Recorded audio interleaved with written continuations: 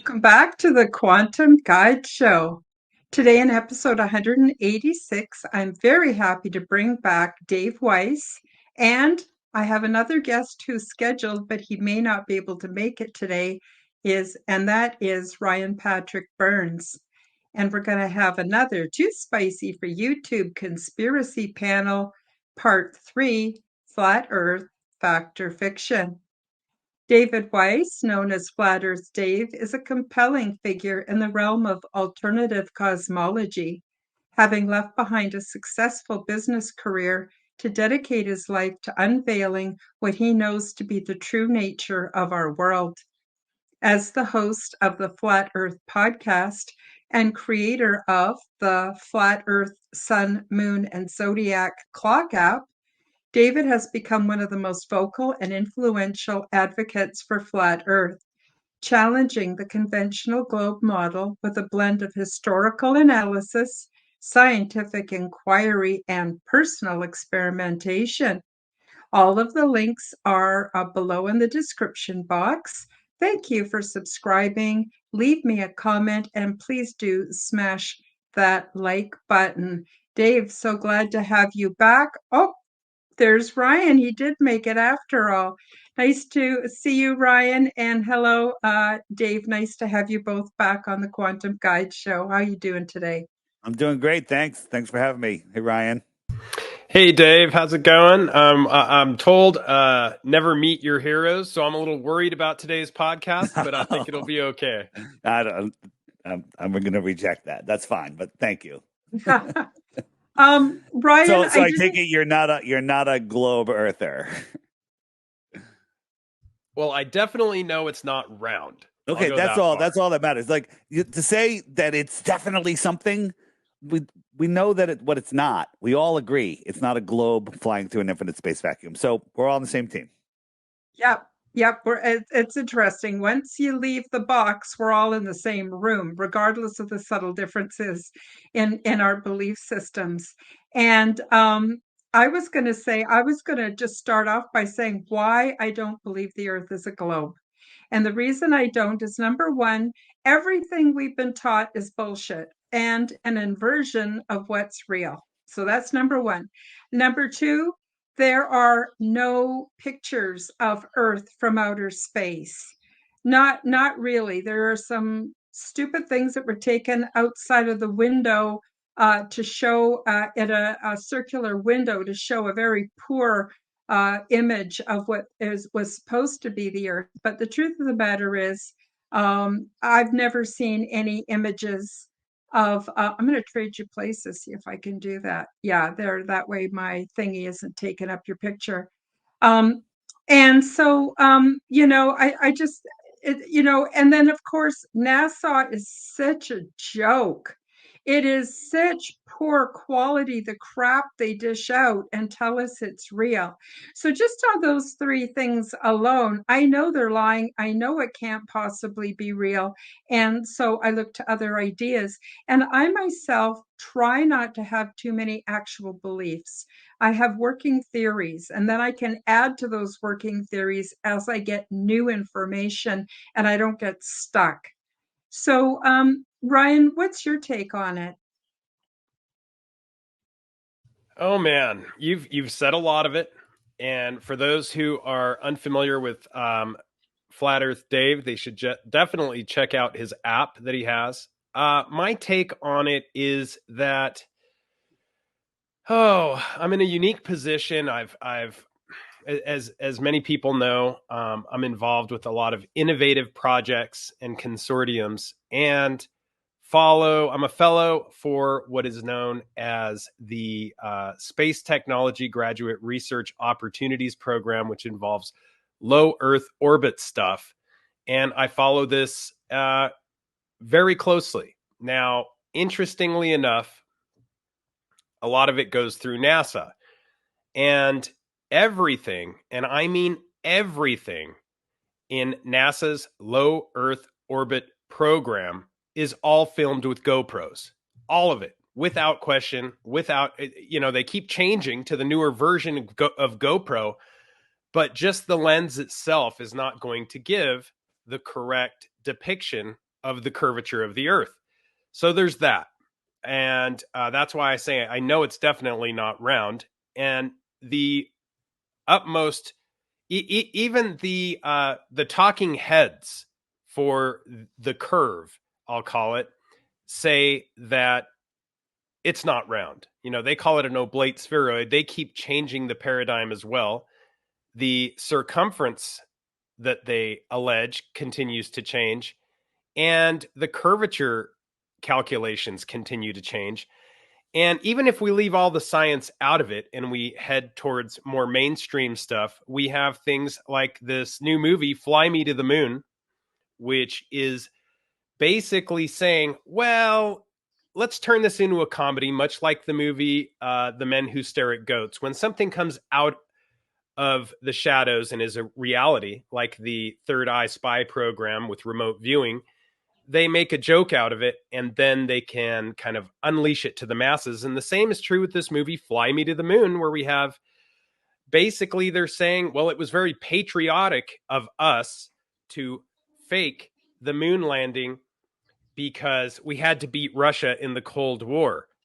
They're also saying this while maintaining, at least for the moment, that we actually went to the moon. I think that will eventually change as well. But they're slowly but surely changing the paradigm so it's more palatable for the masses to take in. You know, the movie, what's the movie with Matthew McConaughey, where he goes, where he leaves his kids, they're having blight on Earth. Inception, is it? Not Inception. Where he goes to another world and time goes by faster. And you remember the movie I'm talking about? Yep, I know the movie, but I can't think of the name. It's not Inception. Owen Benjamin was just talking about it the other day. He did a breakdown of it. And it was very interesting. Interstellar? Was it Interstellar? Yeah, Interstellar, yeah. Interstellar. And in that, there's a scene where the directors of the town or whatever, the government, what's ever left of the government, they're saying, well, they changed the school books that they no longer teach the moon landing was real. Yeah. And they just said it like as a matter of fact, that, well, we no longer are going with that story. We've changed the story, and they're really normalizing it. It's like it's become a normal thing. To go there, you know, even Joe Rogan, he used to be the poster boy of "There's no way we went to the moon." That's his famous quote. And then he had Neil deGrasse Tyson on after a long vacation, and Joe wore an orange astronaut suit during that episode, I believe. And then he's like, "Oh yeah, we definitely went to the moon. Definitely went to the moon." 8 years later, however long it's been, he's now flipped back again. He's now, hey, maybe we didn't go. Maybe it's BS because they're literally normalizing it. They're tiring your brain. They're confusing you. It's the same thing they do with false flags and hoax shooting events where it's, oh, there was this guy. Oh, no, it was this guy. Oh, there was 4 shooters. Oh, there was 2 shooters. Oh, Jeff Ballman had his leg blow off and it was played by this actor. No, it was played by this actor. No, it was like there's 3 different guys that played Jeff Ballman in the Boston bombing. So what that does is it tires out your brain. It makes you just give up trying to figure things out, and it just makes you not care. It's called mental. I don't know what it's called. Mental laziness or Fatigue. Kind of a fatigue. Mental fatigue. That's it. Mm-hmm. And so I think that's what they're doing. And you know, I would love to believe that Joe Rogan is actually coming to the truth right now, but nobody's making $100 million contract and, you know, not compromised in a way, you know. Mm-hmm. Mm-hmm. Now, for those that are watching and listening who are not really familiar with all the evidence, do you want to take a minute, Dave, and just talk about your app and where people can go to do their homework, to do the research, to get an understanding of the basics? Because we're not necessarily going to cover the basics today. Yeah, I mean, the basics are, you know, there's a couple different types of globies, we'll call them. There's the anti-flat earthers that are out here to deceive. Now, whether they're paid or possessed, it's the same thing. They're whatever is influencing them to lie outright. They're just doing that. Then there's the super educated, which means highly indoctrinated people that are awesome at memorizing the nonsense. If I wrote the book of bullshit and I gave it to you, Ryan, right? And you memorized it, and then you tested, and you got 100 on it. Now you can teach everyone about the book of bullshit. And then let's say you taught 100 people, and 7 of them aced the test. They got 100% right. Now they can teach the book of bullshit. Doesn't make it true. It just means that you're a great memorizer and regurgitator. So then you have those people, and then you have the majority of the world that just believes and doesn't even know their own model. And I always say, if Globers, regular, ignorant, and ignorant's not a bad word. I am ignorant to everything I don't know. It's just a word, means you don't know. Okay? So the people that think the Earth is a globe, they don't know their own model. I say if they knew 1/10 of their model, the globe model, then they would be flat earthers, or they would be anti-globers, because there's a whole question of what this place is, but it's definitely not a globe. So skipping all the basics, what was the exact question again? What was it? For the listeners and viewers who haven't done the research, where's the best place they can go to get caught up, and then perhaps they can come back and watch this podcast again, because we're not necessarily going to cover all the real basic stuff today. So the one place that you're not going to find it is on YouTube and Google. Google, I just did the Jim Brewer podcast, and somehow our video ended up as #1 search for Flat Earth on Google, on YouTube, for about 3 or 4 days. And it was #1, Flat Earth, bam, there it was.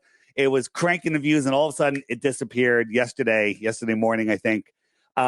And it's off the charts. So if you Google Flat Earth, you're going to get all of the propaganda. You're going to get the stuff that's going to give you mental fatigue. It's going to give you, you're not going to understand what's going on. And I have a shirt, and I actually wore it on his podcast that says, "You're not stupid, it's stupid." So what they do is they show you something, and you're like, well, I just can't figure it out. You can't figure it out, not because you're stupid. It's because it's stupid. It's unfigureoutable. So flatearthdave.com bypasses the censorship. My app right here.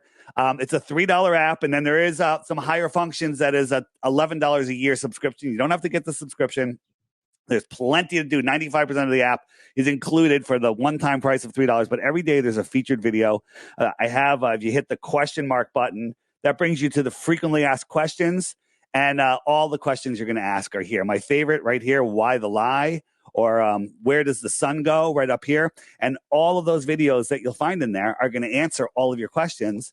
And you're going to be like, I never knew that. I never thought of it that way. I never understood that. And then once you look, here's the thing. Once you see it, once you go flat, you never globe back. And that's a fact. However, you'll see the anti-flat earthers, the liars, the deceivers, the possessed people out there. They'll be like, oh, that's not true. I was a flat earther, for 5 years. And then I looked, then I did some research, and now I'm a glober. They're just liars. Go look at their channels. There's zero content on their channels.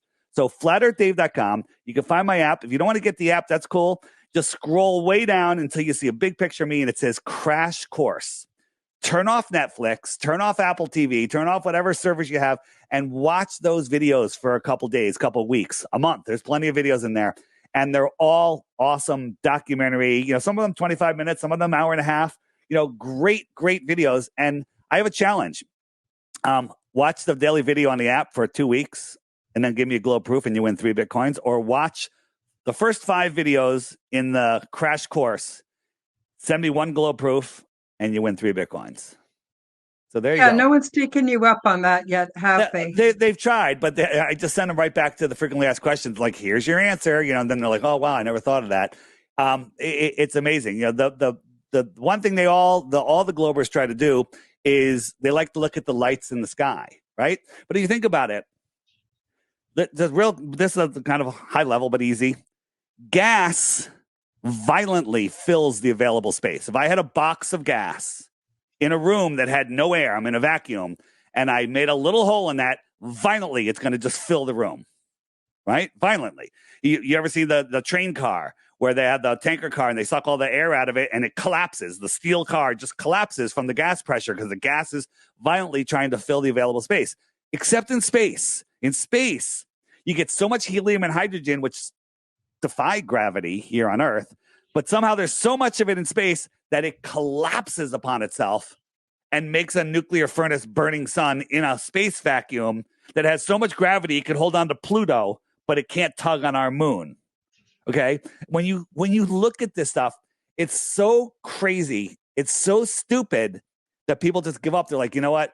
I don't have a degree. I can't figure this out, and that's it. I mean, I'm assuming most of your listeners are already there. They're already away from the ball, and figuring out what this place is an amazing fun thing to do.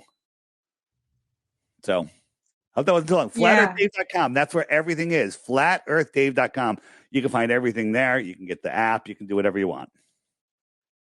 So pretty much, Dave, I think most of us that have strayed or outside the box of the globe Earth idea, the image I put up here on the screen is sort of what we all agree upon. However, there could be infinite number of continents. And do you want to tell everybody why? I know why, but why we're programmed to believe that the basic continents that we've been told in history are a real thing is mostly because um, of so they could create the illusion of scarcity. Do you want to tell everybody a little bit about that and what does that achieve, that scarcity, Yeah. besides the fact that it makes us feel not special and Well, that's one thing that insignificant? Globers love doing. You get the trolls will follow me to your channel. They'll all leave comments. They'll never leave a globe proof. And if you go look at their channels, it'll be empty channels. But they say, "Oh, you flat earthers, you just want to feel special." You know what? I don't know. Everybody wants to feel special, but I didn't get into this because I wanted to feel special. I got into this because I wanted the truth. I didn't care I actually went in to disprove flat Earth. I went to just prove the globe and show that I'm smarter than all you stupid flat people. And then when I looked, I was like, wow, I never knew any of that. And then once you see it, you really can't unsee it. So why is the globe lie, right? Because we're born into God's world with natural law. And if the governments admitted that, they'd have to only make rules that obey God's law. So they decided to create a satanic globular model where literally from birth, they commoditize us with our birth certificate. They poison us with, those things they stick into us. And then they make us use their fiat money and we play on their ball field with their ball rules. On a globe, we're running out of fuel. We're overpopulated. An asteroid could hit us, global warming, all of this stuff's going on. And none of it is really happening, right? Mhm. What is beyond Antarctica? There could be other land out here. This would be extra land. Somebody lived on the extra land and came in, let's say, through this little opening. They would be an extraterrestrial from outer space, from the extra terra, in the outer space. Here, physically possible in an enclosed system. So, the last thing, Ryan, you said that you are involved with space, low Earth orbit, space. What was it? What did you say?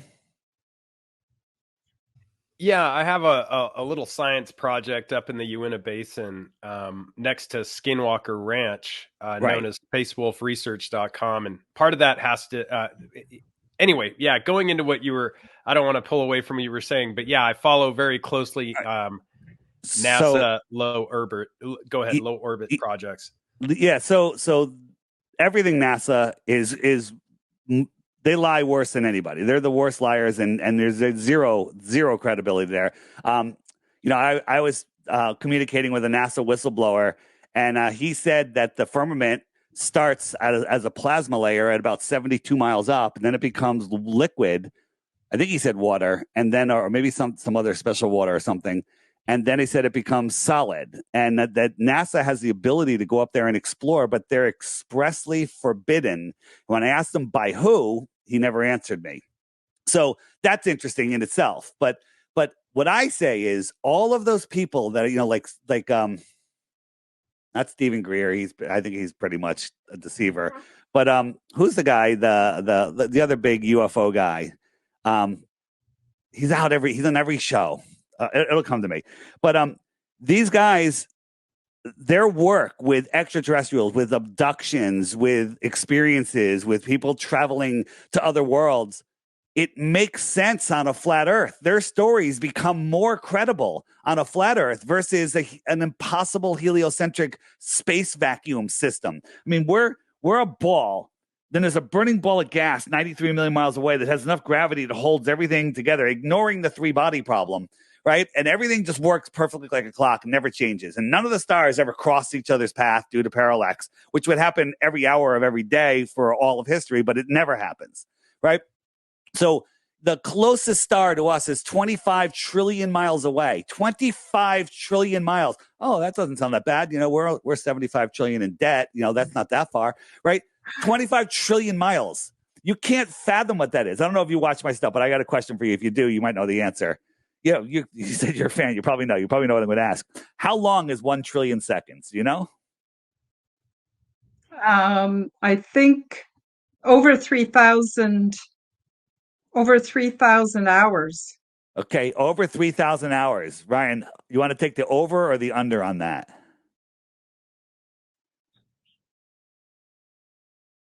Let No me unmute calculator. myself. I'm sorry, Yeah. I'm unmuting myself here. I'm going to take the over, saying that it's going to be just less than maybe 33 years. Okay, very, very close. 31,000 years. Okay, both of you. 1 trillion seconds. So why am I talking about seconds? I just want to show you how big a trillion is. If we're in a rocket ship that's going 1 mile per second, and we're going to travel to the closest star. No one's ever gone 1 mile per second. It's really fast. And we went for 31,000 years. We've gone 1 trillion miles. We're going a mile per second, 1 trillion miles. We got to do that 24 more times to get to the closest star, right? 31,000 years. We got to do that 24 more times. But Elon's a good buddy of mine. He's going to give me a rocket, goes 100,000 miles an hour. Pretty cool, right? It's only going to take us 28,000 years to get to the closest star. And when we get there, we go, oh man, there's no one on these planets. Let's go to the next star, which is 50 times farther. Okay, this is where they dilute you. Where you want to dilute something, you have a glass of milk. If I poured it into a gallon container of iced tea, it's kind of a mess. But if I poured it into a swimming pool, you're probably not going to notice it. If I poured it into the ocean, it's gone. Well, the infinite expanding space is bigger than all of the oceans in the world by quadrillions and trillions and sextillions, whatever. It's just the way to dilute your mind, to dilute creation. It's a way to literally give you that mental fatigue where you're like, I can't figure this out. You know, the universe is expanding at I think it's 1 billion miles an hour or a minute or a second or a day. It doesn't matter. It's expanding into nothingness at a rate that your human mind can't even comprehend. But in reality, we're at the center of creation. There may or may not be more land beyond Antarctica. We certainly don't need to go beyond where we're allowed to go by our controllers to prove the Earth is level, stationary, non-rotating, non-moving, and the stars above us are fixed in their position and spinning above us. We do not need to, but I think there's more land. I think we live in a place like this. Like we live in the center here. This is our pond. And then these are other pieces of the plane, little ponds. Those are planets, pieces of the plane. And that's right here. So these could be all of the other planets they're talking about. These are other civilizations. And then you guys, you've seen my thing on, we found, we're tracking some ships and we found a ship that was like 700, 800 miles inside of the shoreline of Antarctica. How does a 850 meter ship get inside of Antarctica? And then when we look, we're like, wait a minute. If the Earth was flat like we thought, they're actually going to the outer lands. And maybe that's where we're getting our computer chips from, our tuna fish from. Maybe they're trading children. Who knows what's going on? You know, weapons, technology. So for those of you who are interested in learning more about that, on Dave's website, there is the audio recording of the Iron Republic. So I've been listening to it. It's really long, like 5 hours or something, but I've gotten probably 3/4 of the way through it.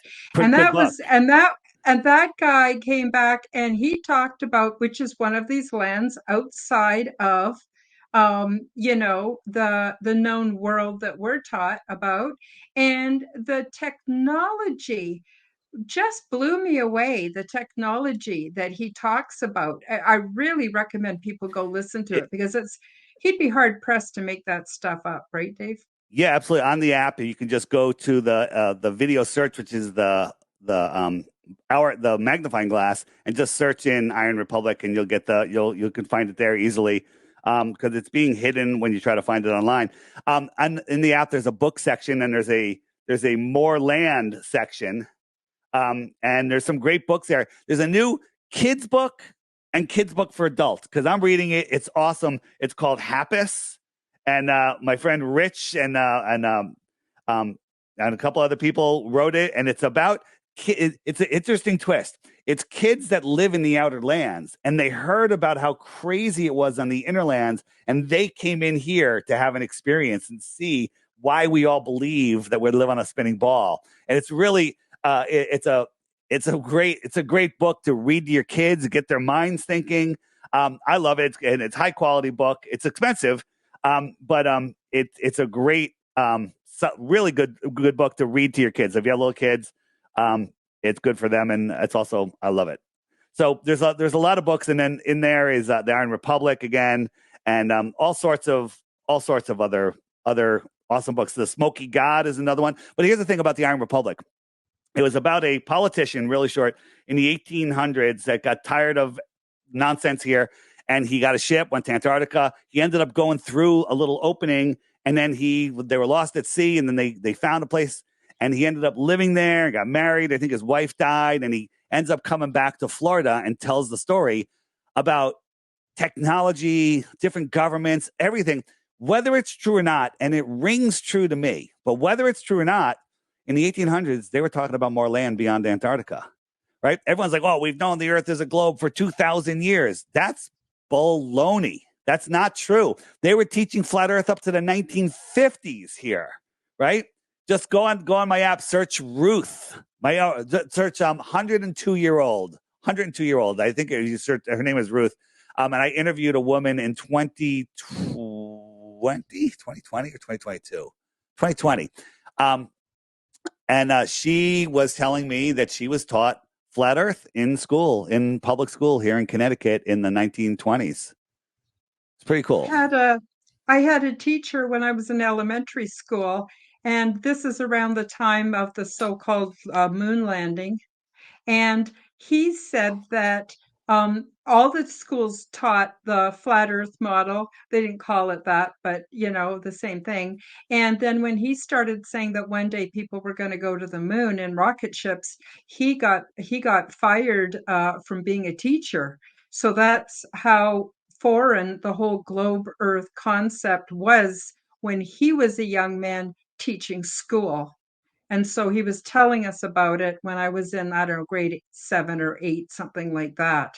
So I thought that was interesting. I talked to somebody that went to school in the 1950s, early 60s, and they were teaching both because they didn't know. And then all of a sudden, the Gleason's map got taken out of encyclopedias, books, out of everywhere. And they just, that's it. Rockefeller medicine, chemical-based medicine, and Earth is a globe, and that's it.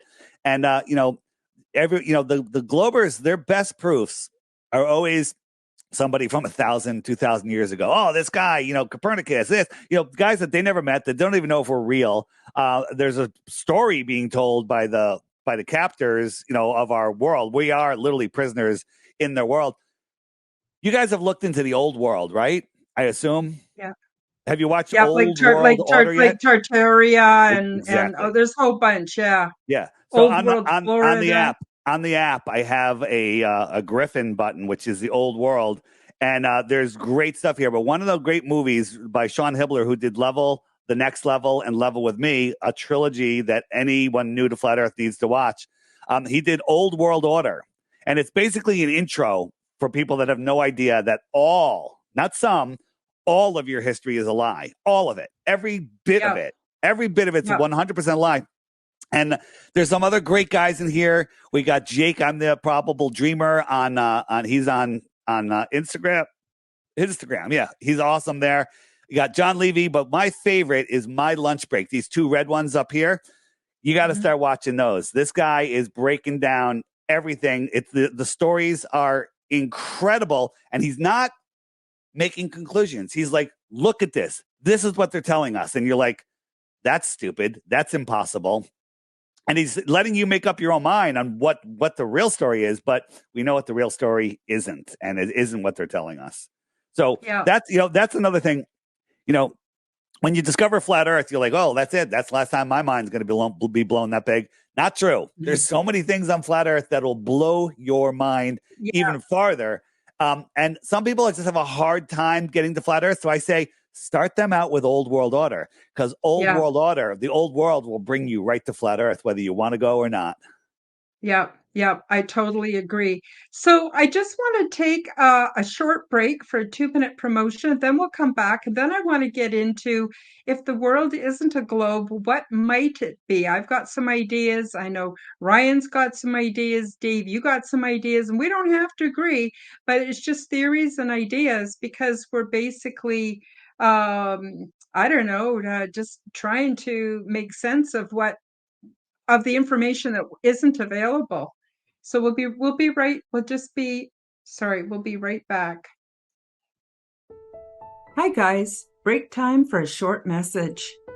YouTube will not monetize me, so if you enjoy my content and want to support my efforts, help me to cover my expenses by visiting my shop to buy yourself a beautiful orgone generator.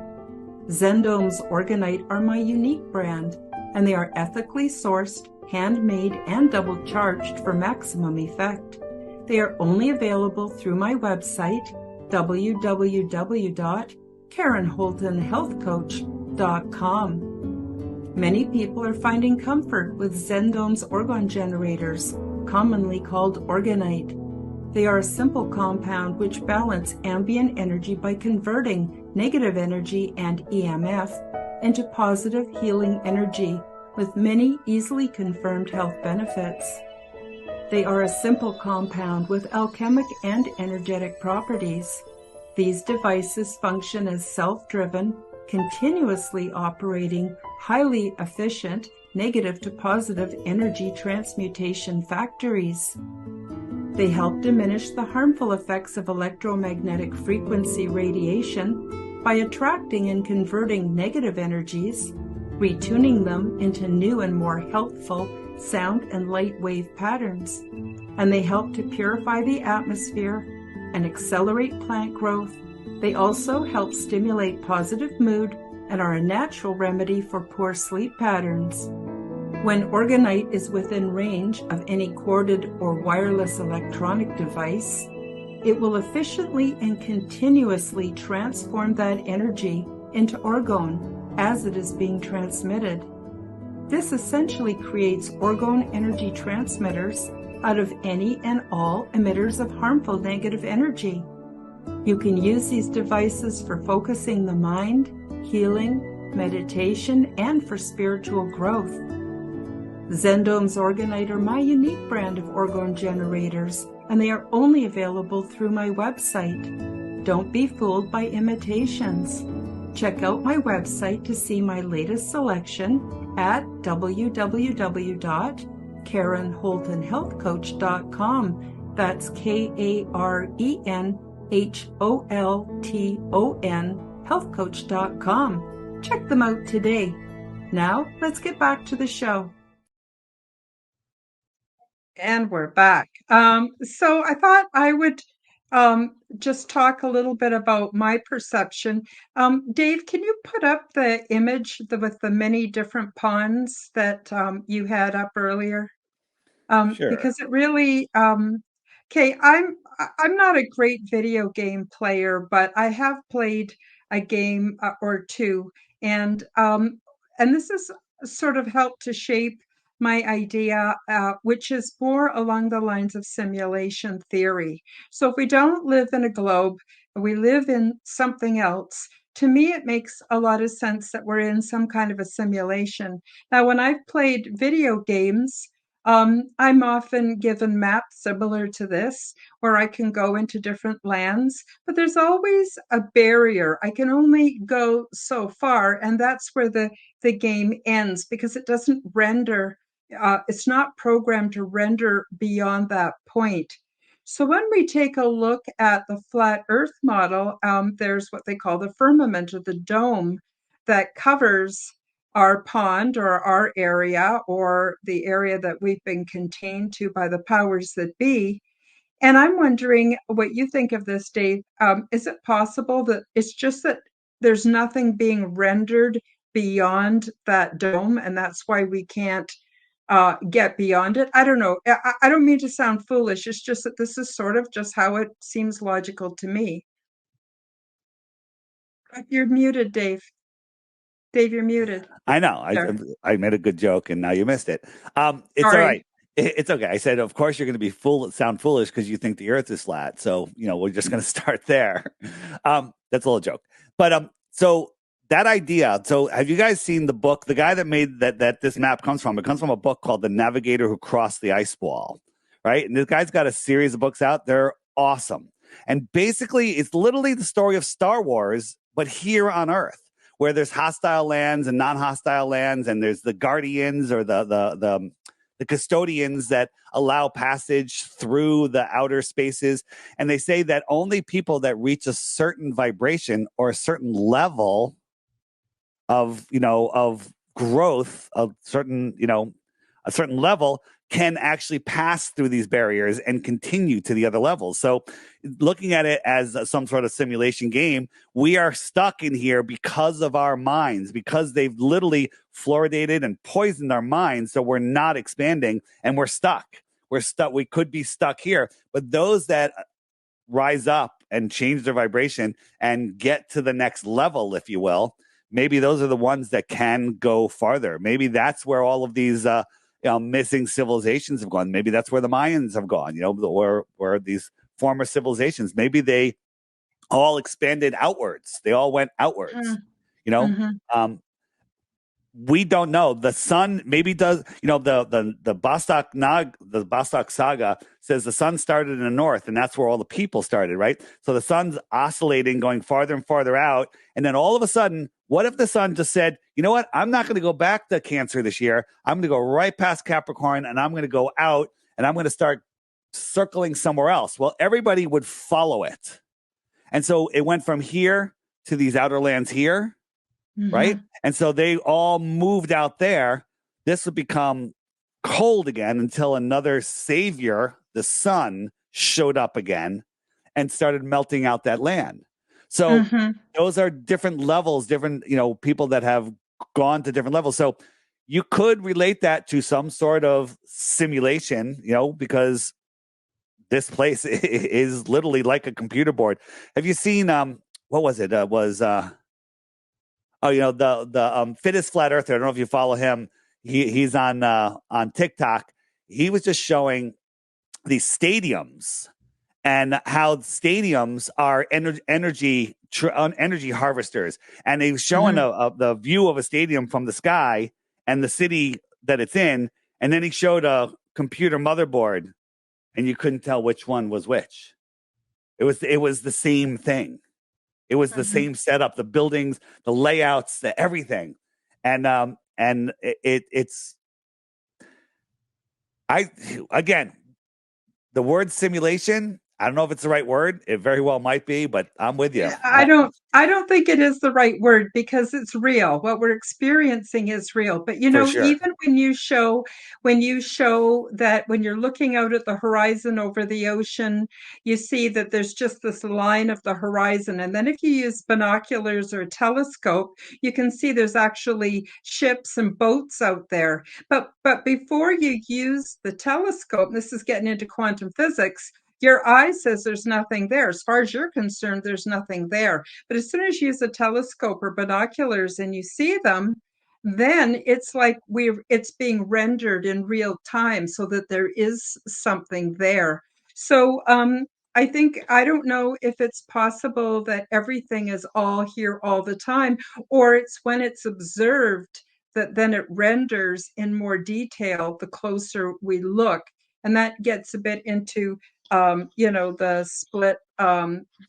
double split experiments and all that kind of stuff. So that's sort of where I'm going when I say simulation. I think it's Right. all real, but there's a whole lot more than we And ever when you dreamed. say when you say things don't render, right? Yeah.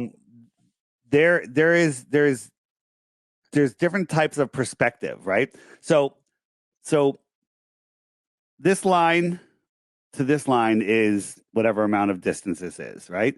And the distance from this line to this line is much less, right? Maybe it's 1/30th. Maybe that from here to here looks to be 30 times farther. Unless it's farther away. Of course. So you're with me. So here's a shot from my beach, and from the shoreline to this line, which is pointing at this island. This island is just over a quarter of a mile away. But from here to that line, that's 25 miles to New York City. Okay, so that's New York City. If I zoomed in, I could show it to you, right? So from here to here in my visual field, so let's say my ground visual field stops here. This is the sky visual field, and here's the ground visual field. So this is 97% of my visual field is a quarter mile. But then 100 times that distance is that next 3%. It's all crammed into there. Mm-hmm. And until you're there, you can't see it. Until you zoom in and open it up, it doesn't render. That's how our eyes work in reality. It's not rendering. So it's like it's not real to us until we actually zoom in and then see it. And then we go, oh my God, there's a much greater distance in that tiny little strip than what I'm seeing from here. And then it becomes real. Right. This boat, we move it out here, it gets a quarter of the size. And then we move it out here a quarter mile, it's, I don't know, a tenth of the size. Right. And then if we gotta reduce it that from this amount. So we got to make this that much smaller 100 times before it gets to that next line. So it is going to disappear. It is not going to render. That's how we see. People think that when you look, how come I can't see London from New York? Because you're an idiot. That's why. That's why you can't see it. Okay. And that's how things work. So again, it's not a theory.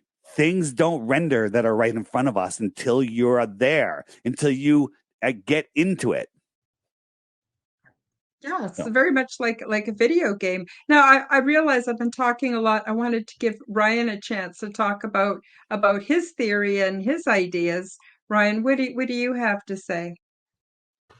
I really like what all you guys are saying. All of your everything you've mentioned is very important, and I would say that there is a deeper symbolic meaning, a lot like Dave says. And earlier when he asked, a trillion seconds, I'd heard that before, and I knew it was just shy of 33. I messed up and didn't add the 1,000, but the 33, the number 33 is super important. It's 31, by the way. It's not startling how 33 has traditionally been an esoteric number that was used by those in mastermind positions. So when it comes to space, when you ask yourself, why does SpaceX use 33 engines on their Raptor while NASA used 5? It's because NASA was using the 5 in the pentagram fashion, which is also esoteric, and ever since Jack Parsons. So interestingly, when it comes to 33, it's laughable, really, the deeper symbolic meaning. Of course, many of the astronauts were 33 honorary level 33 Masons. But then more importantly, you have like runway 33, the shuttle landing facility with a 33-degree northwest bearing. And you have, of course, the suggestion that you have to go 33 times the speed of sound to escape Earth's velocity. And as Dave said, this is an uglier truth. This is a bigger lie. This is not about, there's something more. It's not a simulation, as you said. I think it's more of a simulacrum, in meaning that this is just one layer to a bigger onion. And it very much has to do with the Rockefellers, the American educational system, and how, children had to be basically forced into a new era, a new reality, a collective discipline of basically having to become workers because of assembly lines. And they had to be regulated not by the cycle of the sun and the moon, but by a factory whistle and the clock. And so show up to school, learn to do things repetitively, go home, and then we will entertain you through our screens. And this mass educational system, the Rockefeller system, this machine created this simulacrum. And the only difference between a simulation and a simulacrum is that one is an unsatisfactory imitation or substitute, which is exactly what we have. This is why Dave, yourself, and I know that something it's unsatisfactory. A random observer can tell that this image or representation of what we're seeing is not exactly right.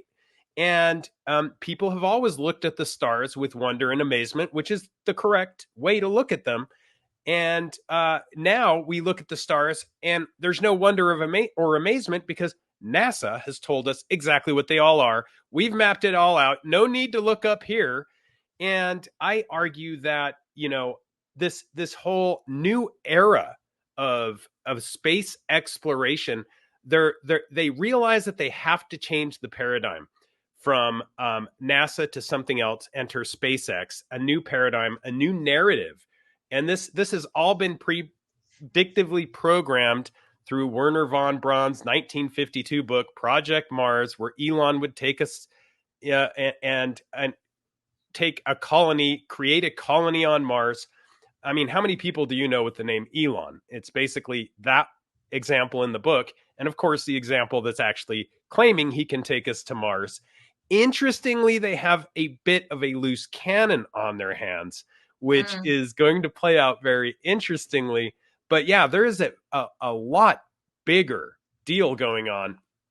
And, interestingly, Space Force used to have a space plane called the X-33.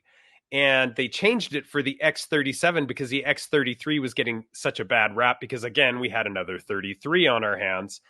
And a gentleman I know very well whose son-in-law works for Space Force, the United States Space Force, he had a few too many drinks and they were talking one day and he said, do you see how that looks like it's skipping on the water up there when you see these space planes like the Boeing X-37 or the X-33 allegedly, or these other space planes, how these orbital test vehicles are bouncing on the surface? He said that they're actually trying to find a way out. And it's a way out of what, right? That's what you have to ask yourself. So maybe the guy had too many. I don't know. I don't work for Space Force, but it's things like these when they come from good sources that make me wonder that, yeah, it leaves me wanting more. I think there's more to how things really are than we are being told. For sure. I just want to correct one thing. The 33s are everywhere. They're in every article. They're everywhere. It's 31,000 years. So that one's not a 33, but there are plenty. Your point is well taken. It's just people are going to go, no, it's 31,000 years. It's close. It's close, but it's not 33 on that one. Just that's I think. Sorry, yeah. Go ahead. No, that's it. I'm not foo-fooing anything you said. We can do an entire show on the 33s that they use. Everything has a 33 in it. It's incredible. Every false flag, license plate, cop number on the car, 33. It's everywhere. They need to show it along with a whole bunch of other, things. Yeah, it's a master number. Really... yeah, go ahead. Yeah. Sorry, I was just going to say that it just that also underscores why people need to go and do research on the old world and the old system before like the 1800s, because it isn't just the architecture, it's everything was so advanced. And then suddenly came the whole Rockefeller thing. And then we started getting poisoned with toxins in everything and dummied down and told all lies and just...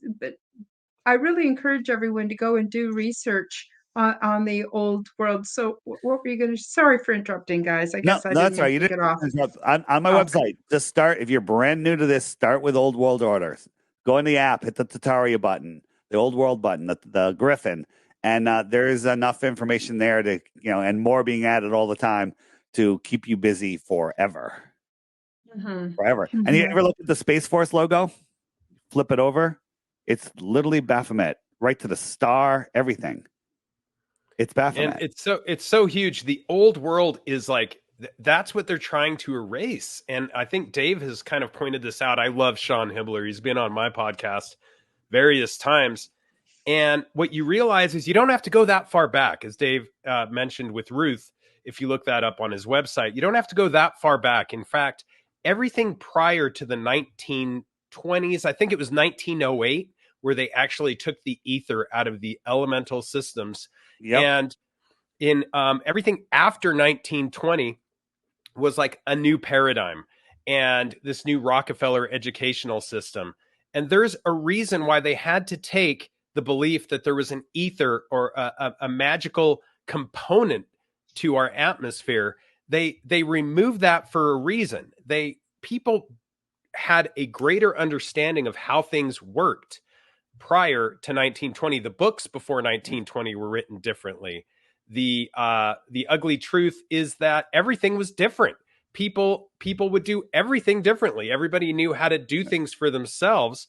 After that, this was rejected. Rely on the government, and you don't need to know how to can your own vegetables, make your own alcohol in your still for your tractor. You don't need to do all these things anymore. We can handle this for you, creating generation by generation more sheeple, I'd like to call them, which in an attempt to basically distance the superclass and power elite from the masses. And, I often remind myself of that quote of like one of our founding fathers, Benjamin Franklin, who said when he was in talks with the crown, and this was over like very little tax at the time compared to what we pay now. But he said, they who cannot give up essential liberty to obtain a little temporary safety deserve neither liberty nor safety. But that's what's happened. We're told, oh, you know what? You don't need to grow your own crops. We'll put a grocery store, just down the road. You can go get that. It's easier. It's more convenient. The only problem is we have conveniently painted ourselves into a corner where we are forced to believe whatever we are told because we no longer have the tools to find out ourselves. It's as if I own a ladder and it's the tallest ladder around, and I'm NASA, and I say, I've been to the top of the ladder. I know what's there, but I won't let you go up the ladder. You are forced to believe what I tell you because you don't have a ladder, and good luck trying to get a ladder. Well, right. The ladder doesn't work. And it's great that Dave and yourself are attacking this because it's one of the biggest questions of our time.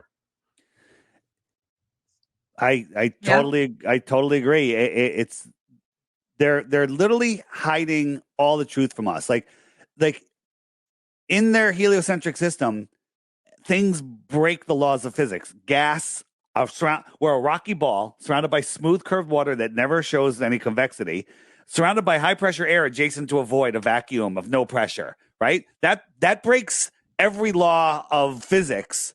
But if somebody comes up with an over unity device, something that pulls energy out of nothing, out of the air, out of the ground, that's a threat to national security, right? And then it gets confiscated. It gets taken away. That person, that he decided to kill himself, his daughter, and his dog. Who knew that? And he shot himself in the back of the head twice. Anybody that tries to bring something forward that will unlock us from this slavery, they end up, not in a good place usually. So we'll see. I think that the cat's out of the bag here. There's too many people waking up to flat Earth. I mean, if you look on my app, we just hit over 200,000 people on the Friend Finder, and it's growing super fast. I expect to hit 1 million in the next year. All right. These are people, this is 1%, less than 1% of the flat earthers out there, right? Not everybody has my app, right? This is the UK. It's crazy, and it's growing faster and faster every day. Literally, I was on, we hit 200,000 Friday night. What's today? Today is Wednesday, and we're at 201,000 and climbing. So fantastic. It's so huge. This link in the chain that is, should be something that we all independently know, which is where we live. We should know where we live. And, it's such a bigger question than that. And I think Dave had mentioned earlier, or I'm sorry, you did, Karen, that this is more about abundance versus scarcity. And I think that's really the bigger deal, right? Is it an open or closed system? And if they tell you they have the answer and we don't, then it's a closed system. There's only so much Earth. There's no extra lands. there is only so far you can go on your own without our help, then we are forced into a menial existence where we rely on Big Brother to give us the scraps that are left over. But if you realize that it's a more open system and that there is the mastery that we can all take this information and independently verify it for ourselves, create our own paradigm, I argue that like we will see that the world will change. Things will become better. I mean, you drive across the country and there's so much land without people on it, but yet you turn on your TV and you'd swear there's not enough anything for anybody. And so there's a lot of there's a lot of inner toil that you can be remedied with just independent thinking. Hmm. Now, we're quickly running out of time, and I know, Dave, you have to go pretty much right after the hour. I'm wondering if you want to spend a few minutes, Dave, telling us, where people can find you, what you're up to, that kind of thing. And that way, if you have to leave before we complete the show, that's totally okay. And then, Ryan, I'll get you to come in afterwards and tell people all about what you're doing, especially because I missed you in the introduction.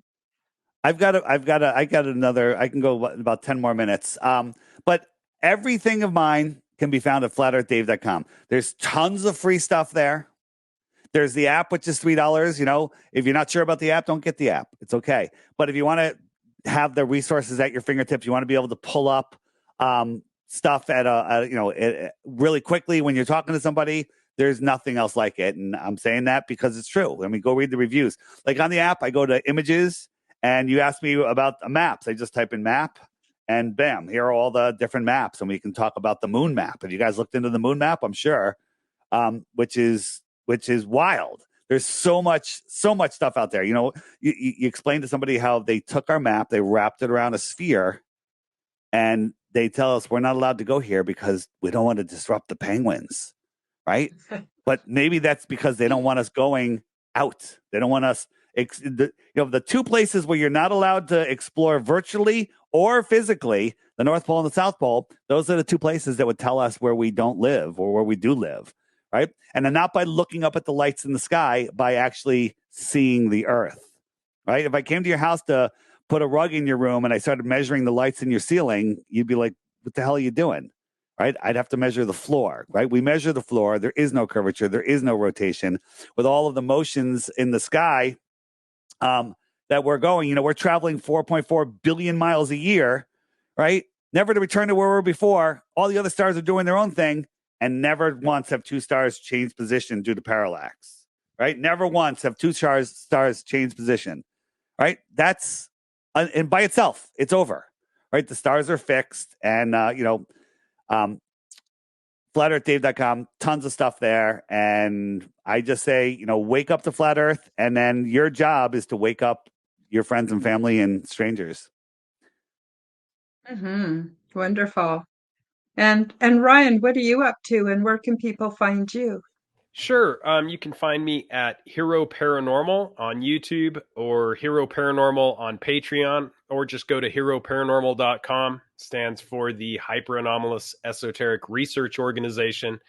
And I just like researching topics that those in control, rather, people don't research.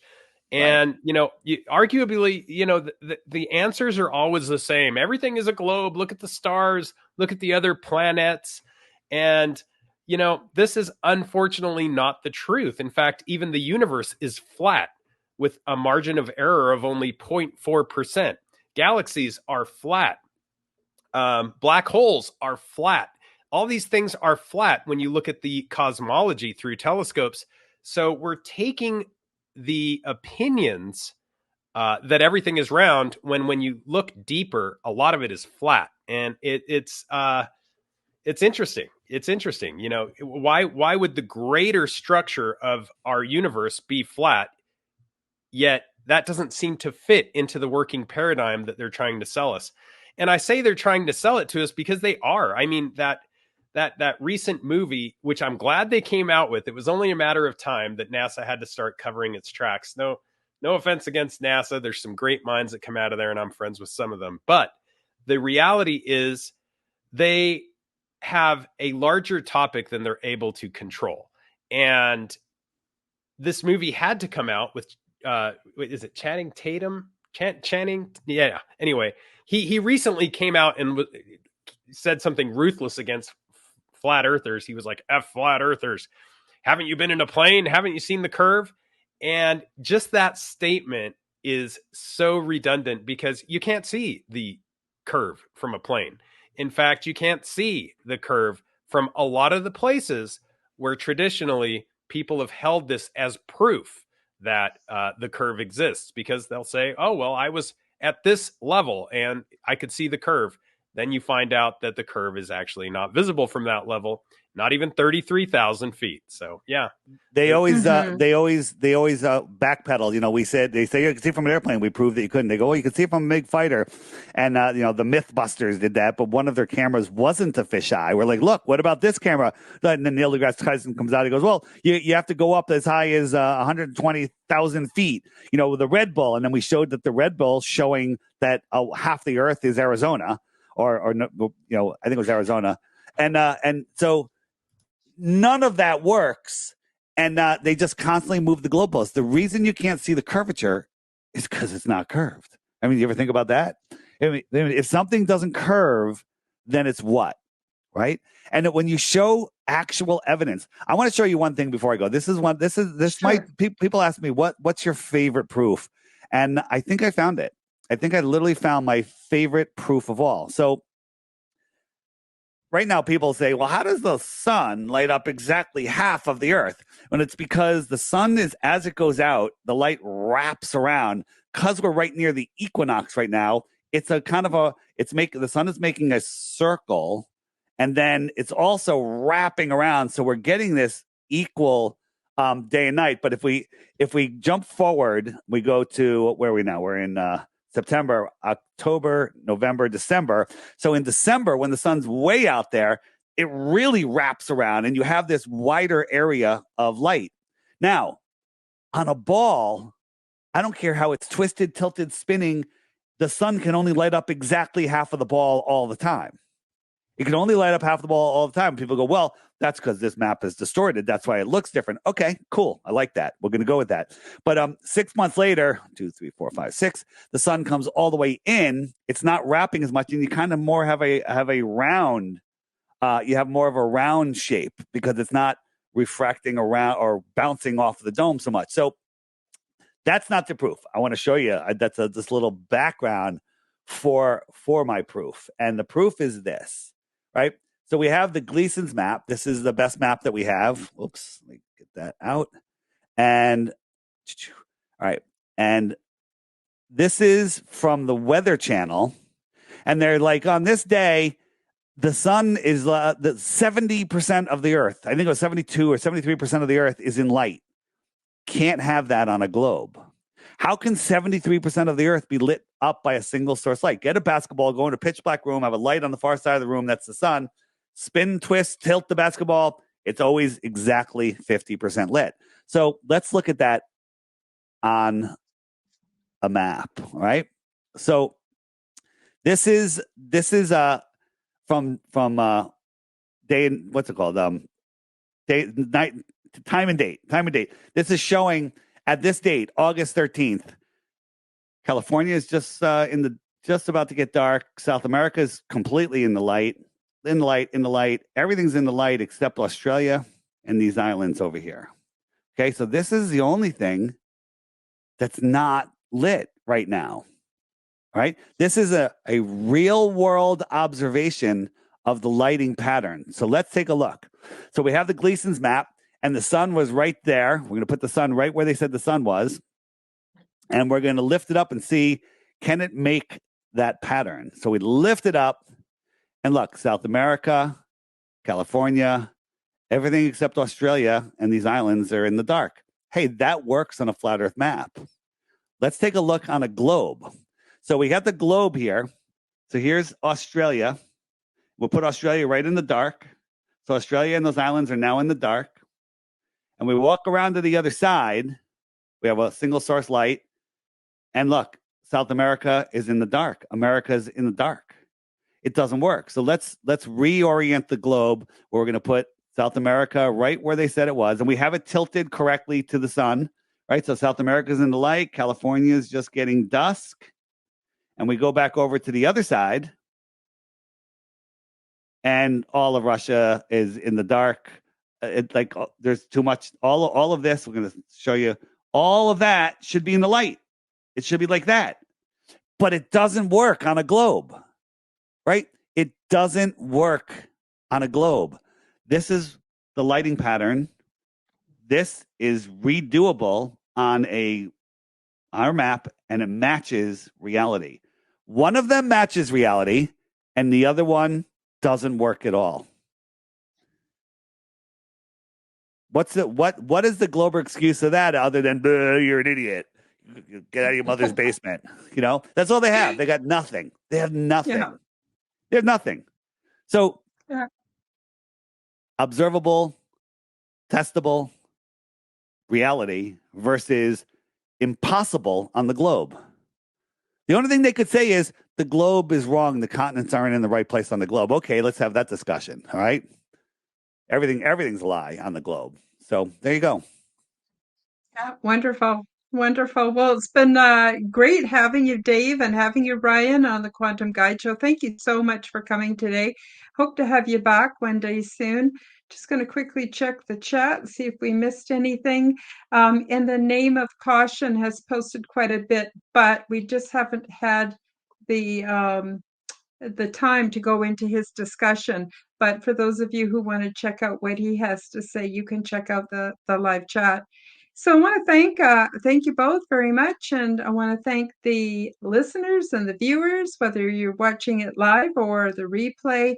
Thank you so much for being here, and we'll see you all next week on the Quantum Guide Show. Bye-bye, everybody. Thanks.